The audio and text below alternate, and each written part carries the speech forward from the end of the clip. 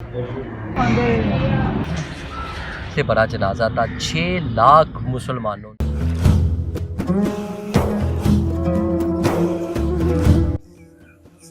بسم اللہ الرحمن الرحیم السلام علیکم، ویلکم بیک ٹو اندر ولاگ۔ ایک نئے خوبصورت ولاگ کے ساتھ احمد شبیر آپ کی خدمت میں حاضر ہے۔ کی محمد سے وفا تو نے تو ہم تیرے ہیں، یہ جہاں چیز ہے کیا لوح قلم تیرے ہیں۔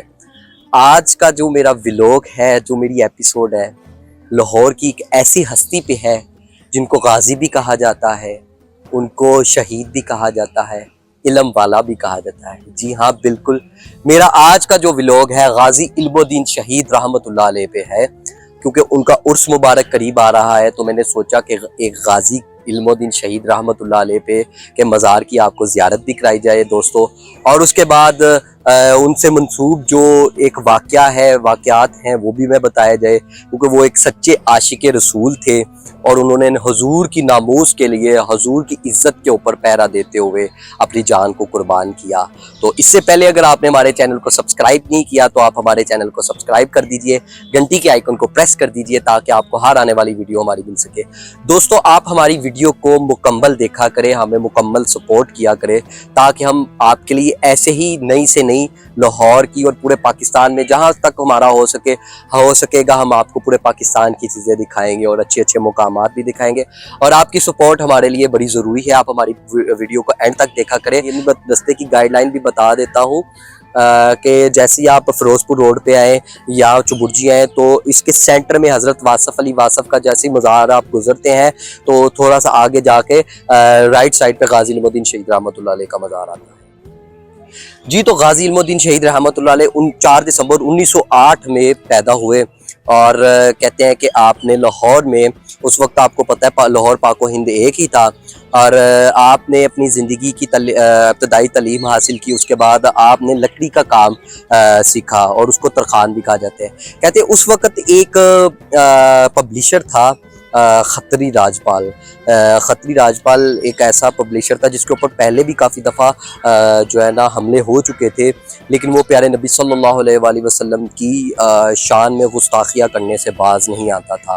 تو غازی علم الدین شہید رحمۃ اللہ علیہ کو جب پتہ چلا، کیونکہ آپ کہیں مسجد میں گئے تو وہاں پہ جو ہے نا ایک قاری صاحب کی زبانی ان کو پتہ چلا کہ ایک خطری ہے جو نبی صلی اللہ علیہ وآلہ وسلم کی شان مسلسل گستاخیاں کر رہا ہے، اور اس خطری کے اوپر نا حملے بھی بڑے ہوئے لیکن وہ بچ جاتا رہا تھا۔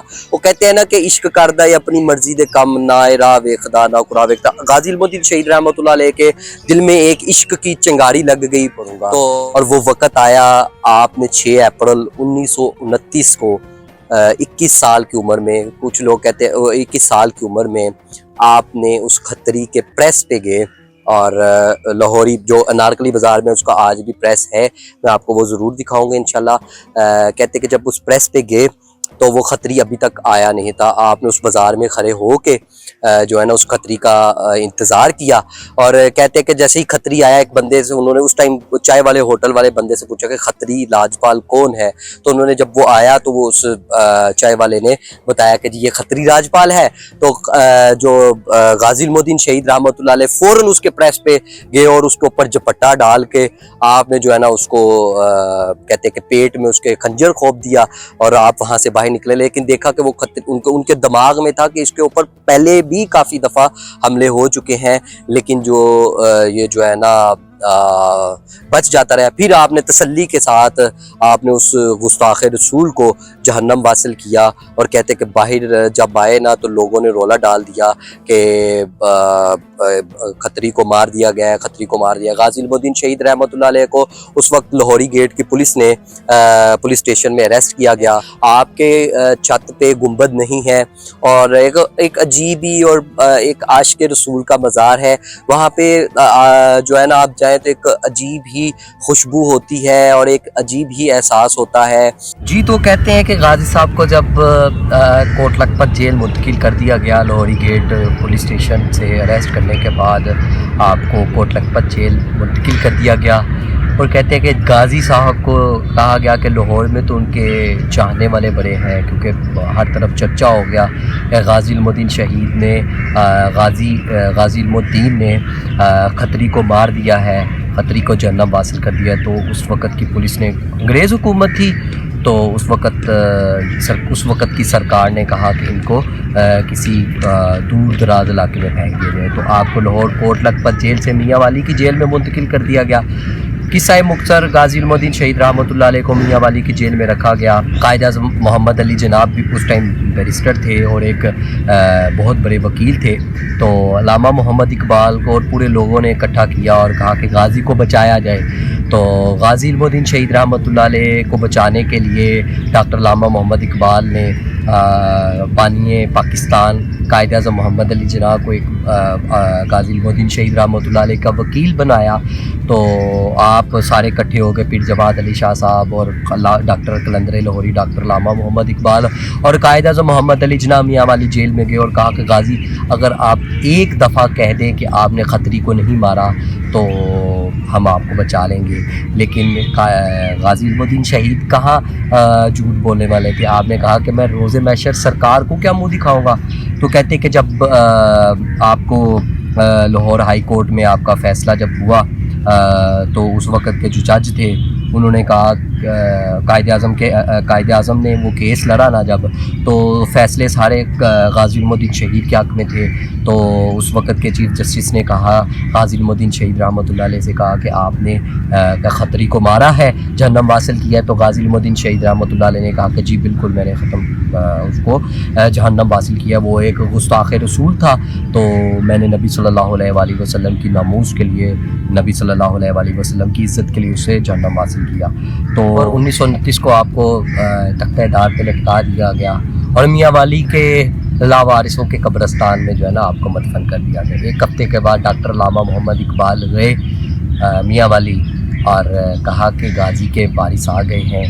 आपको जब लाहौर लाया गया तो उस तारीख का सबसे बड़ा जनाजा था। 6 लाख मुसलमानों ने एक आशिक रसूल का जनाजा पढ़ा। कहते हैं कि बड़े बादशाह शाहजहां, शाह अकबर आया, मतलब बड़े बादशाह रंजीत से इतना बड़ा जनाजा नहीं, एक आशिक रसूल का इतना बड़ा जनाजा। और कहते हैं कि कदम रखने के लिए जगह नहीं थी।